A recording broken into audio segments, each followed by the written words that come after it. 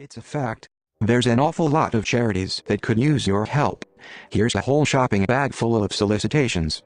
If tilted and emptied, the appeals can cover a living room floor.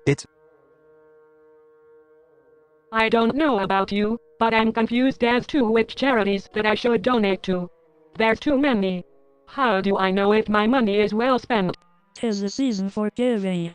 If you pinch pennies, you can find a few to donate towards worthy causes. I agree. It is the season for giving. But I have been flooded with too many appeals, and when I think I select a good cause, they hound me again and again for more donations. I receive unwanted enticements such as mailing labels, calendars, bags, pads. These gimmicks cost money. Money that I had just donated. Why can't the money I give go directly to the cause? I agree. We hear what you are saying. We hear what you are saying. What can we do? Now that I have become a grandparent, it pleases my wife and I to give to our grandchildren. But we worry about what the world will be like for them after we're gone. We don't see this current world as being okay for them. We're careful with our money. We pinch our pennies until it hurts. This is because we face the world with honesty.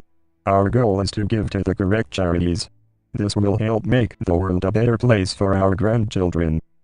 10 steps to make the world better for your grandchildren. 1. You have disposable income. You just need to find it.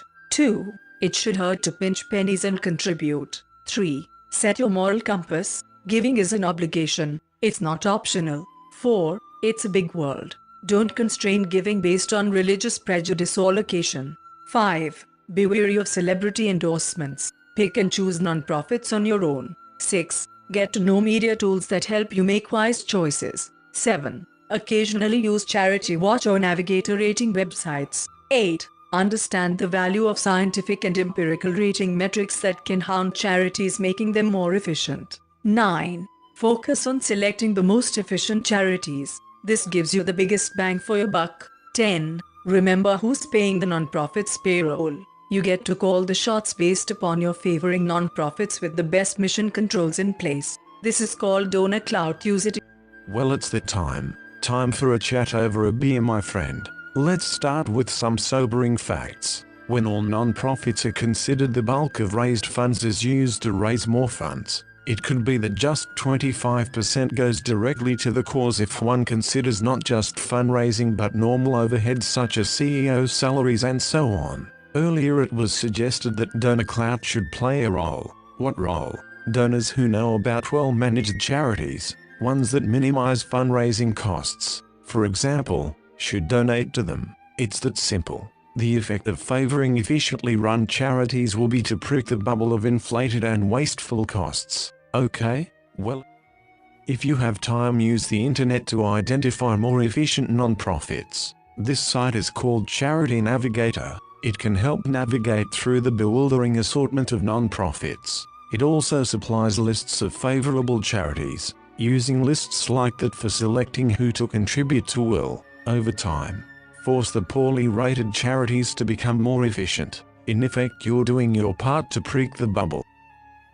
Can you remember this simple rule? Watch whom you donate to. Use Charity Watch. That's another useful website.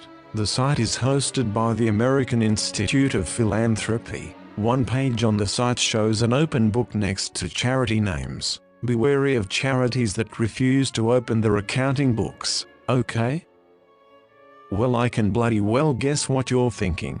As fine as the websites are for wise non-profit selection, there's lots of complexity too. There's too many issues to list now, but they are elaborated in the book titled Dead Giveaway, available on the iPad. Some of the issues brought out by the book include: first, not everyone has a computer or the skills to browse websites. Second, this browsing business could take hours. Not everyone has the time. Third, the sites depend on information provided by the non-profits. Some organizations are better than others at making themselves look more efficient when they are really not. Be wary of placing too much trust in the websites. My apologies, chaps, but I'm getting a bit tipsy over this website stuff. Here's my final tips. Remember the Occupy Wall Street movement? Younger folks entered in public places to try and change Wall Street. My first tip is this: there's an Occupy non-profits movement. As I see it, this movement is spearheaded by seniors, doesn't involve tents and tries to change non-profits instead. The non-profits simply need to be hounded relentlessly by donors until they get the message. My second tip is that there's a website called charityhound.org that is used for this purpose. After initial setup, members don't need a browser or a computer. A smartphone or just an email account allows members to receive lists of favored charities as well as some that are a bit naughtier or less efficient. Consider registering at this website. The preceding video is brought to you by Collegistics. Collegistics.com is a collaborative website that hosts forums to discuss innovative solutions to many problems. One problem being discussed at that site is the terrible inefficiency of non-profits. This waste detracts from their core mission, which is to help society. Collegistics is currently helping the new website, charityhound.org, as it undergoes testing. Visit collegistics.com to learn more.